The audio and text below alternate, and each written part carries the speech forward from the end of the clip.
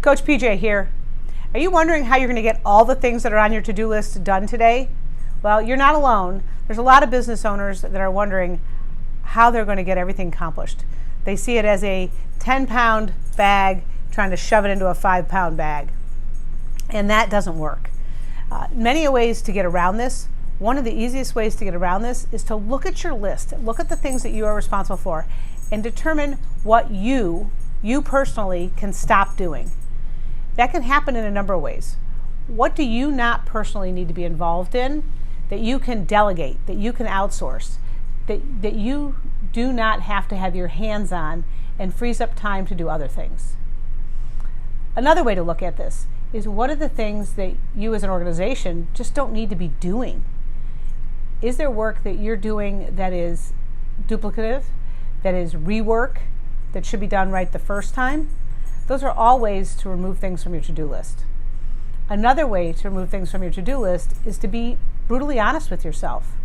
What are the things that don't have priority, that should be on a someday list, that aren't that important in your work, but seem to sit on your list for days, weeks, months at a time and don't get the attention?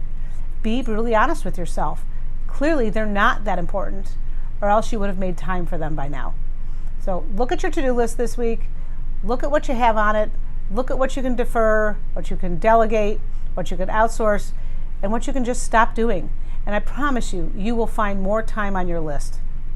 And interesting enough, when I was talking to this group of business owners about this very topic, a couple of the things that they want to stop doing are things like worrying, are things that are preoccupying their mind, that stressing and worrying take up a lot of mind share. And they wanted to stop doing those things so that they made space for the good stuff, space for the good thoughts, space for what the optimistic view of their business, of their clients, of the possibilities are. So don't only think of it as in stop doing tasks, but also stop having your mind be busy with things that are not value added. Things like worrying and stress, they're not helpful. The other thing that came up was stop worrying about other people's problems or stop solving other people's problems. That happens in our world. Other people come to us with their problems and we don't need to be handling them. So that's another way to shorten your to-do list, to make room for the things that you want to be doing, things that are value added for you. If you're interested in talking more about this, we can get together for coffee, we can grab a quick Zoom call, or if this is something you actually know you want to do, we can sit down, look at your business, dig deep into it, and build a plan for how to move you forward.